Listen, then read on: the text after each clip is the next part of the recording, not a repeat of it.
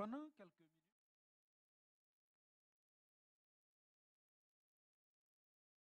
minutes, le cinquième pas pour parvenir à la vraie gratitude, nous sommes en train de parler de la gratitude. La gratitude.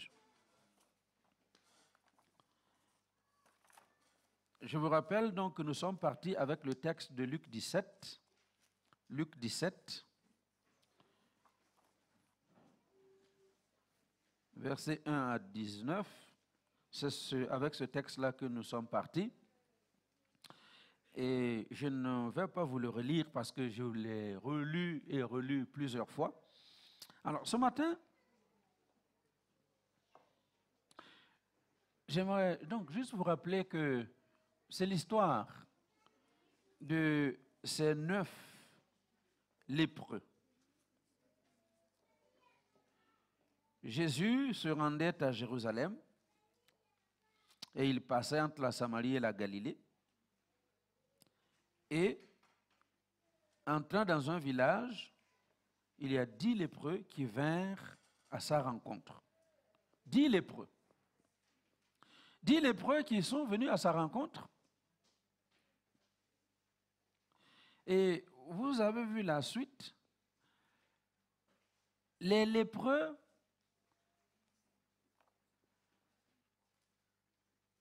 ont entendu parler de Jésus.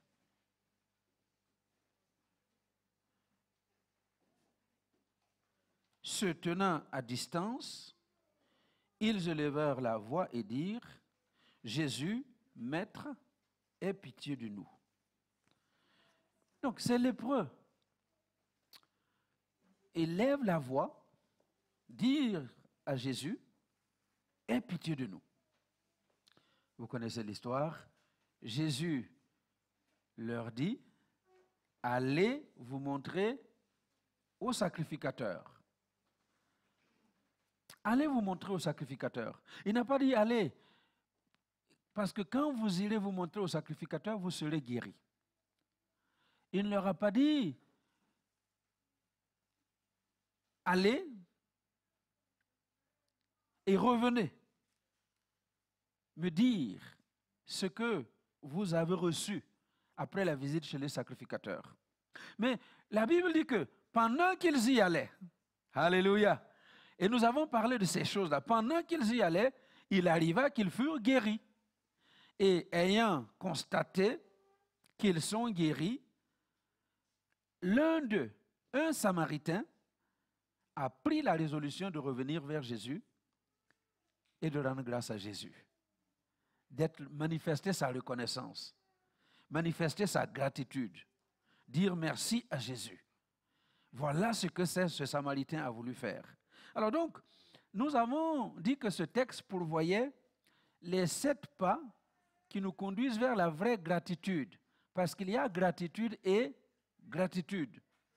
Et la gratitude dont Dieu nous parle, eh bien, nous pouvons y arriver en suivant ces 7 pas.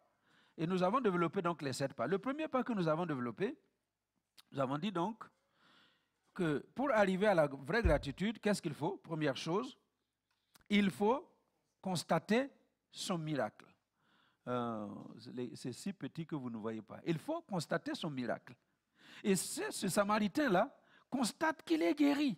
Alors qu'il est en train de marcher, il constate que ses mains ont changé, que ses pieds ont changé, que sa peau a changé, que la lèpre a disparu. Il constate et il comprend que, waouh, ce que Dieu a fait pour moi, il n'y a pas un seul homme qui aurait pu faire cette chose-là pour moi. Alléluia. Il constate. Et j'ai dit, dans cette partie-là, que nous ne pouvons pas réellement rendre grâce à Dieu si nous ne sommes pas conscients de ce que Dieu a fait dans notre vie. Alléluia. Et les témoignages que nous avons entendus ce matin ont été là pour nous rappeler qu'ils ont été conscients de ce que Dieu a fait dans leur vie et c'est ce qui les a poussés à venir dire merci au Seigneur ce matin. Deuxième chose, pour parvenir à la véritable repentance, qu'est-ce que j'ai dit? Gratitude, il faut avoir un sens élevé du compte rendu, c'est-à-dire le sens de la redevabilité. Jésus n'a pas dit aux 10 lépreux, quand vous serez guéris, revenez me rendre grâce. Mais ce Samaritain a résolu lui-même et il a compris que ce qu'il a reçu de Jésus doit le pousser à aller rendre compte à Jésus. Et j'ai expliqué aussi que malheureusement, dans le corps de Christ, dans l'Église de Jésus-Christ, nous avons très peu le sens de la redevabilité. Venir rendre compte de ce qu'on a fait, de ce qu'on a bénéficié de la part de Dieu. Troisième chose, pour parvenir à la vraie gratitude, il faut savoir donner toute la gloire à Dieu.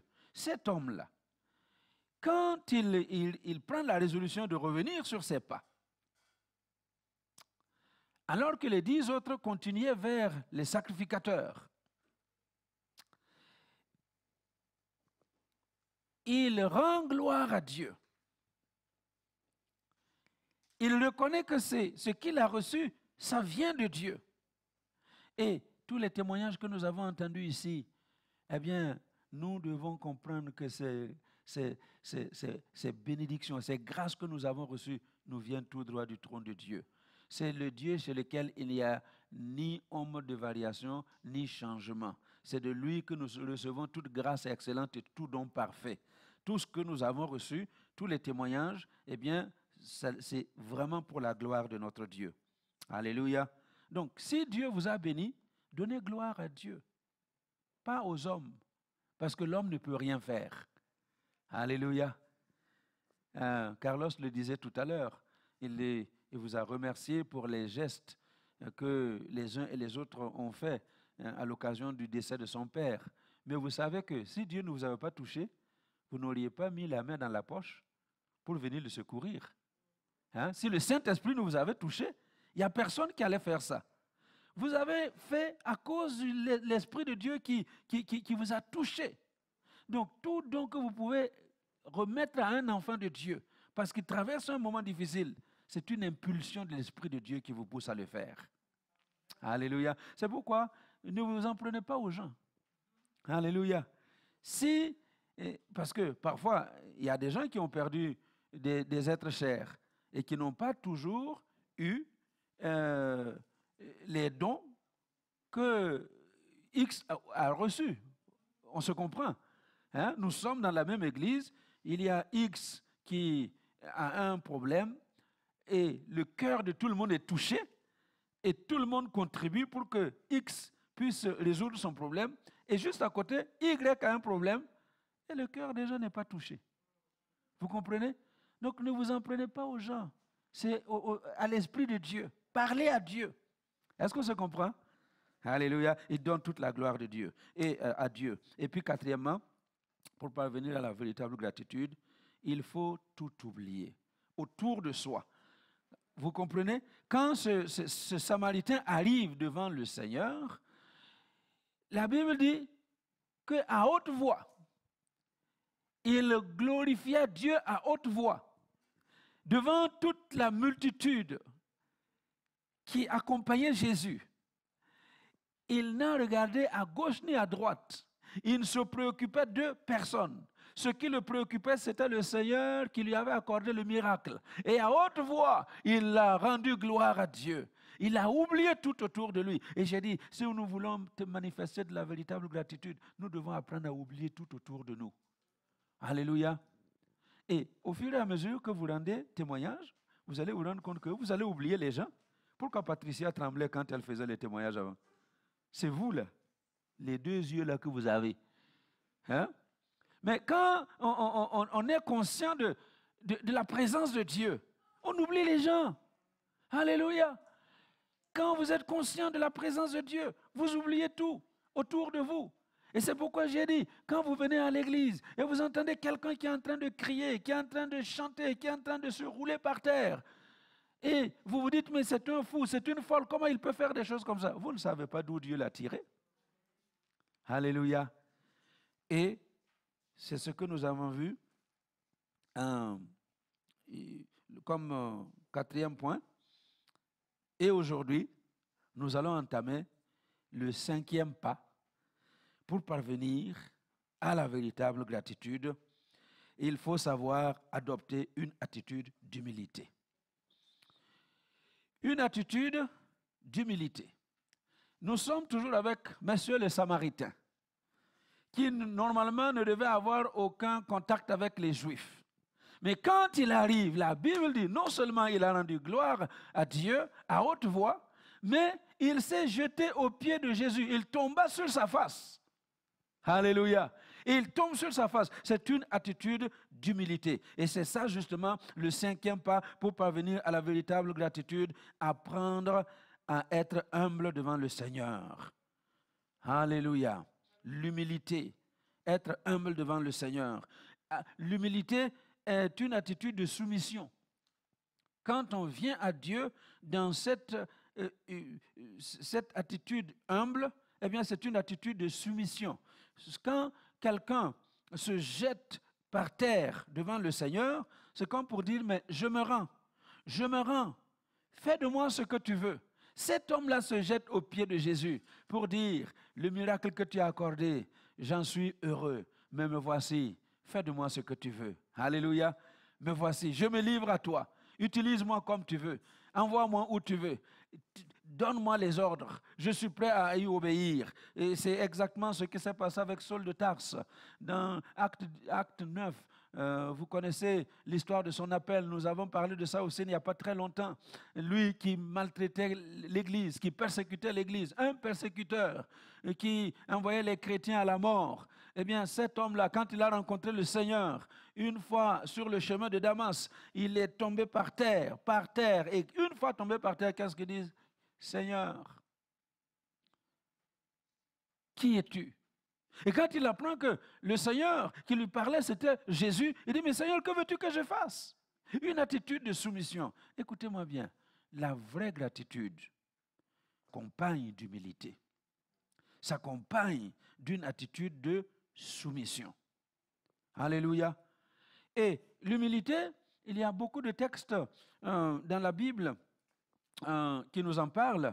Je vais vous les citer parce que je n'ai pas le temps de vous les lire. 1 Pierre 5, versets 5 et 7, où Pierre explique que Dieu fait grâce aux humbles, mais il résiste aux orgueilleux. Dieu fait grâce aux humbles. Quand nous savons adopter une attitude d'humilité, nous attirons la grâce de Dieu. Alléluia. Ésaïe 66, verset 2. Quand nous savons adopter une attitude d'humilité, nous nous laissons chercher par le Seigneur. Le Seigneur explique qu'il cherche les humbles. Celui qui est humble, c'est lui que Dieu cherche. D'ailleurs, voici toutes ces choses nommées. Ma main les a faites. Il explique à son peuple. Et toutes ont reçu l'existence, dit l'Éternel. Voici sur qui je porterai mes regards. Sur qui l'Éternel va porter ses regards? Est-ce que l'Éternel va porter ses regards sur toi ce matin? Sur qui je porterai mes regards? Sur celui qui souffre et qui a l'esprit abattu, sur celui qui craint ma parole. L'esprit abattu, c'est quelqu'un qui est humble. Alléluia. Dieu pose ses regards sur les humbles. Et ce matin, c'est vraiment l'appel que je lance au peuple de Dieu, que nous marchions dans cette attitude d'humilité, parce que c'est comme cela que nous allons attirer le regard de Dieu. Le Proverbe 3, verset 33 à 35, l'humilité nous attire la faveur de Dieu. La malédiction de l'Éternel est dans la maison des méchants, mais il bénit la demeure des justes. Il se moque des moqueurs, mais il fait grâce aux humbles. Les sages hériteront la gloire, mais les insensés ont la honte en partage. Ils ont la faveur de Dieu. Celui qui se montre humble, eh bien, il va recevoir la faveur de Dieu. Et puis, Proverbe 22, verset 4, un des fruits de l'humilité, ce sont les richesses et l'honneur. Le fruit de l'humilité, de la crainte de l'Éternel, c'est la richesse, la gloire et la vie. Alléluia. Et pour ce matin, je termine avec ce texte extraordinaire. Philippiens 2, versets 5 à 10. L'humilité élève un homme. Alléluia. Tu veux être élevé, il faut apprendre à marcher dans l'humilité. L'humilité élève un homme. Et c'est pourquoi Paul dit à chacun d'entre nous, ayez en vous les sentiments qui étaient en Jésus-Christ, lequel existant en forme de Dieu, n'a point regardé comme une proie arrachée d'être égal avec Dieu, mais il s'est dépouillé lui-même, en prenant une forme de serviteur, en devenant semblable aux hommes et ayant paru comme un simple homme, il s'est humilié lui-même. Il s'est humilié lui-même, se rendant obéissant jusqu'à la mort, même jusqu'à la mort de la croix. Et écoutez la suite, verset 9. C'est pourquoi aussi Dieu l'a souverainement élevé et lui a donné le nom qui est au-dessus de tout nom, afin qu'au nom de Jésus, tout genou fléchisse dans les cieux, sur la terre et sous la terre, et que toute langue confesse que Jésus-Christ est Seigneur. Alléluia. Est-ce qu'on se comprend ce matin? Dieu élève les humbles, mais il abaisse les orgueilleux. Alors c'est pourquoi ce monsieur, le Samaritain, quand il est venu avec une attitude d'humilité, noué devant le Seigneur, la face contre terre, et il a, écoutez bien, il a obtenu ce que les 9 autres n'ont pas obtenu. Est-ce que vous comprenez? Le problème des 9 autres, ce n'était pas un problème de foi. Ils avaient la foi comme monsieur le Samaritain. Quand Jésus a dit, allez vous montrer au sacrificateur, la seule raison pour laquelle un lépreux pouvait se représenter devant le sacrificateur, c'est pour aller faire constater sa guérison. C'est quand il est guéri.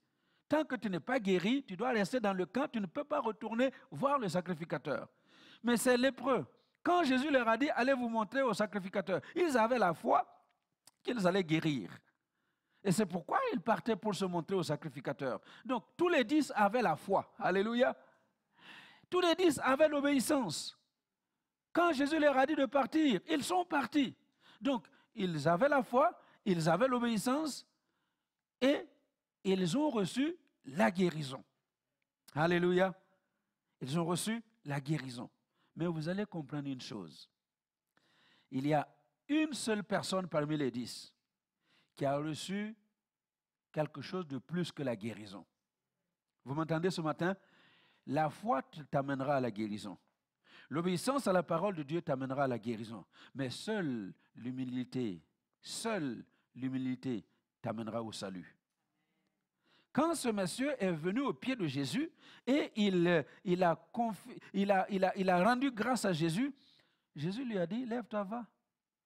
Ta foi t'a sauvé. Alléluia. Les 9 sont partis avec leur guérison. Vous savez qu'il y a des guéris qui iront en enfer avec leur guérison? Si tu ne veux pas être un guéri qui va en enfer avec sa guérison, il faut adopter une attitude d'humilité. Il faut de l'humilité pour croire en Dieu. Il faut de l'humilité pour accepter la parole de Dieu. Il faut de l'humilité pour parfois faire taire notre raisonnement et laisser le raisonnement de la parole de Dieu prendre place dans notre vie. Il faut de l'humilité. Alléluia. Alors vous voyez, à bien réfléchir, ce n'est même pas intelligent d'être orgueilleux. Hein? Donc quand vous voyez quelqu'un là qui a la tête comme ça, lui, il croit qu'il est le centre du monde entier. Il n'a rien compris. Il n'est pas intelligent. Les intelligents, c'est eux qui sont orgueilleux. Quand on est intelligent, on ne peut pas être orgueilleux. Quand on est intelligent, on comprend que, en fait, je n'ai rien de plus que les autres. Alléluia. Un journaliste a demandé un jour à Michael Jordan, le meilleur basketteur de tous les temps, hein? Qu'est-ce qui fait qu'il a comme cette attitude d'humilité? Pourquoi il est humble? Il a dit, ce qui me permet de marcher dans l'humilité, c'est de réaliser en fait que je vais au WC comme tout le monde. Allô? Il dit, rien qu'à y penser, je ne vois pas ce que j'ai de plus que les autres. Est-ce que vous comprenez? C'est pour ça que je dis que ce n'est pas intelligent. Ce n'est pas parce que tu as de l'argent, ce n'est pas parce que tu as un nom, ce n'est pas parce que tu es venu d'une famille qui de génération en génération a une certaine position, ce n'est pas parce que tu es élevé par la société, ce n'est pas parce que tu as un doctorat, tu as une maîtrise, tu as, je ne sais pas, ce n'est pas parce que tu as des diplômes que tu es plus que celui qui n'a pas de diplôme. Alléluia. Vous vous retrouvez dans les mêmes toilettes. Peut-être que toi, tu as une toilette en or, mais tu y vas quand même. Alléluia. Oui, oui, oui, il y a des gens qui ont des toilettes en or, mais ils y vont quand même. Et le jour où il y a la grève quelque part dans l'estomac, ils souffrent de la même manière que vous. Vous comprenez? Qu'est-ce que nous avons de plus que les autres? Rien. Si tu es malade, toi, grand patron de je ne sais pas quelle institution au-dessus là du monde aujourd'hui, si tu es malade, tu vas pleurer de la même manière que le pauvre qui est dans son fumier et qui pleure parce qu'il est malade. Tu n'as rien de plus. Je n'ai rien de plus que personne. Alléluia. C'est pourquoi je dis, quand on y réfléchit bien, ce n'est pas intelligent d'être orgueilleux. Alléluia. Il y a des gens qui sont orgueilleux de leurs avoirs. La pandémie nous a montré qu'avoir là même, tu peux perdre ça. Combien de fois n'avez-vous pas vu des reportages où des gens qui étaient bien, qui avaient tout, qui avaient beaucoup d'argent, se sont retrouvés dans la rue, sans domicile fixe, sans rien. Alors, adoptons une attitude d'humilité. La foi t'amènera le miracle. L'obéissance à la parole de Dieu t'amènera le miracle. Mais il n'y a que l'humilité qui va te donner le salut. Soyez bénis au nom de Jésus. Amen.